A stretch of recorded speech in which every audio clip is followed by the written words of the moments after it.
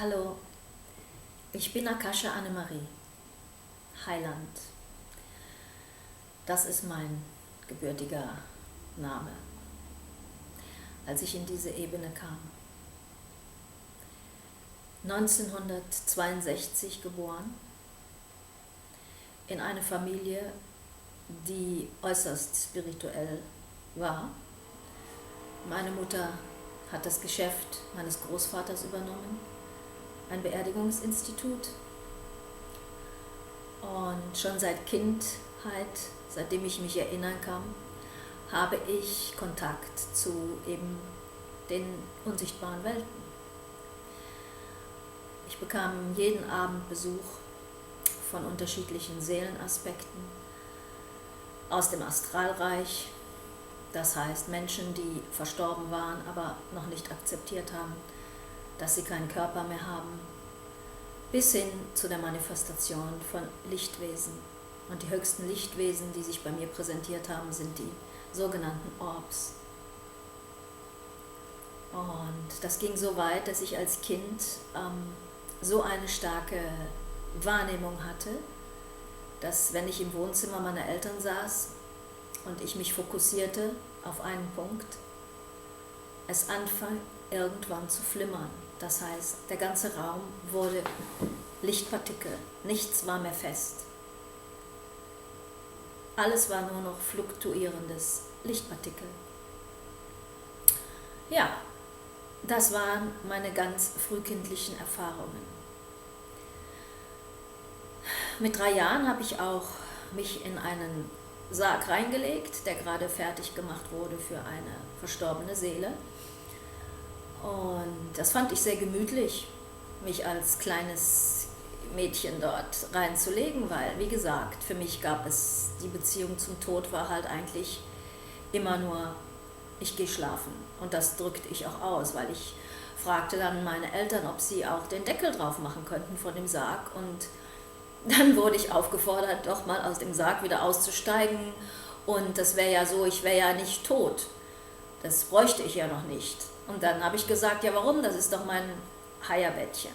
So habe ich das ausgedrückt. Für mich war das ganz selbstverständlich, dass man da reingeht, zum Transformieren halt. Man legt sich dahin und kommt in einen Schlaf und dann ist danach eben alles anders.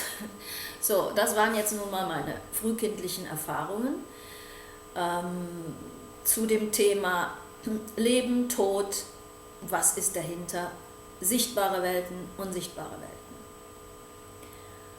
Und als ich dann anfing, in die Schule zu gehen und lesen und schreiben lernte, waren die ersten Bücher, die ich gelesen hatte, das war die Geisterkogge von Lothar Sauer und meine Lieblingsgeschichte war die Lebendig begraben von Edgar Allan Poe.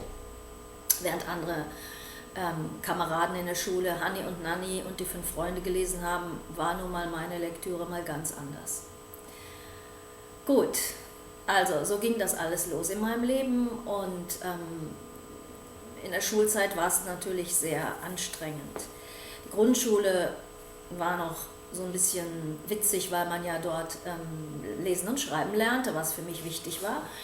Aber nachher in die weiterführende Schule, eine katholische Privatschule hier in Bonn, war nun der absolute Untergang. Ja, also sehr katholisch erzogen, allerdings war für mich alles immer sehr suspekt. In die Kirche gehen, zum Beichten, meine Großmutter hat da drauf bestanden.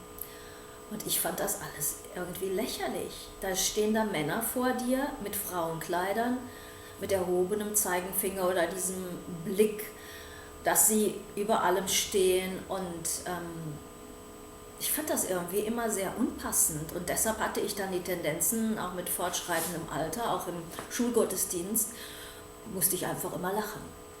Und wurde dann öfters immer darauf hingewiesen, aufzuhören. Naja gut, also das waren ja also schon diese Ansätze, dass ich als Kind alles wahrgenommen habe, wie wo bin ich hier? Wo bin ich hier gelandet? Und ich habe auch diese diese Empathie als Kind schon gehabt, diese extreme Hochsensibilität würde man das heute bezeichnen, nicht? Als hochsensibles Kind, dass die Erwachsenen, wenn sie den Mund aufmachten, einfach alle gelogen haben. Sie haben gelogen im Sinne von, sie waren überhaupt nicht davon überzeugt, was sie sagten. Sie plapperten einfach etwas dahin. Und dann habe ich diese Unwahrheiten immer gespürt als Kind. Und das war ja auch nie böse gemeint, aber es war halt so. Ich meine, hier in dieser Realität bist du hierher gekommen und musst eine Rolle spielen. Du ziehst Masken auf und du spielst hier nur Rollen. Und das habe ich als Kind, als sehr, sehr, sehr, sehr kleines Kind und als Jugendliche alles ziemlich gut durchschaut. Was natürlich dazu hingeführt hat, dass ich sehr einsam war. Einsam. Und auch nicht wirklich Freunde hatte. Nein, ich hatte nicht wirklich Freunde. Ich hatte nichts mit denen, wo ich mich wirklich austauschen konnte. Irgendwie war mir das alles zu, ich möchte jetzt sagen banal, aber das hört sich jetzt ein bisschen arrogant an, aber es ist halt so, wenn du als diese alte Seele, weise Seele hierher kommst, dann fühlt sich das hier alles ziemlich schräg an. Du fühlst dich nicht zu Hause.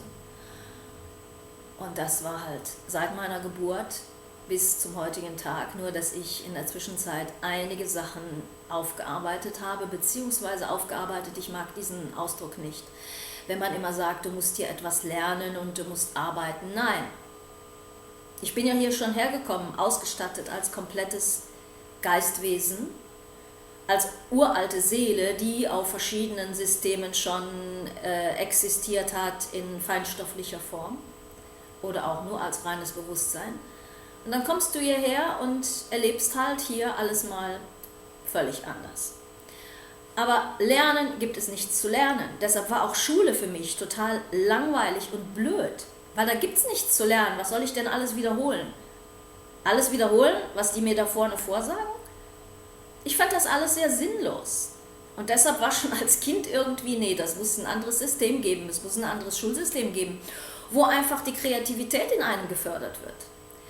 Aber das ist alles dann im Laufe der Jahre zu mir gekommen, beziehungsweise wurde in mir aktiviert und bin auch selber Mutter von 3 Kindern, hatte dann auch eine sehr, würde man nennen, ja, traumatische Erfahrung, weil ich bin nach der Trennung von meinem ersten Mann, meiner Kinder sozusagen beraubt worden.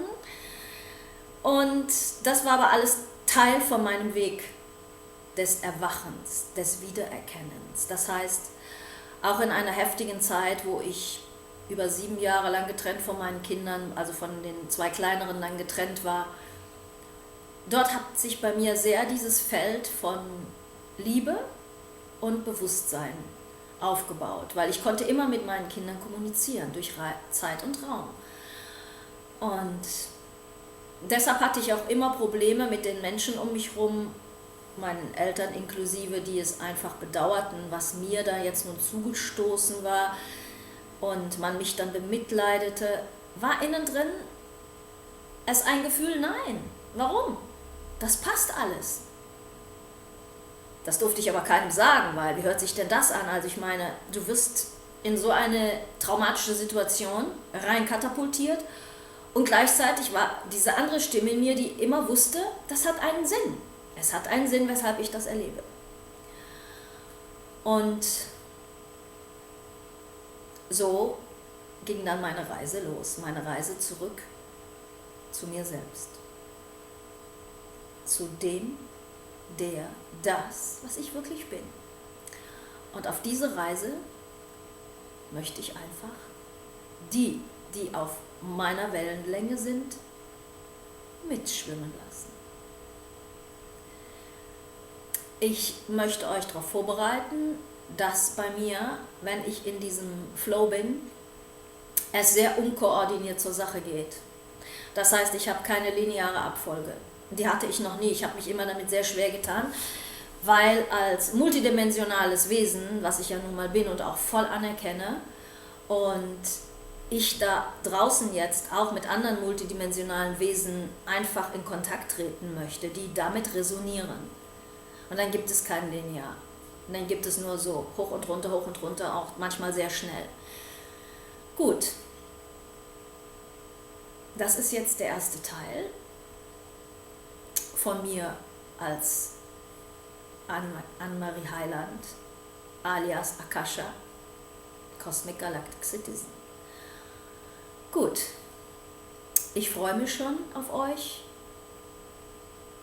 und ich bin sicher, dass wir in der nächsten Zeit sehr viel spannende Sachen austauschen werden. Ich wünsche euch noch eine schöne Zeit. Bis bald. Ciao.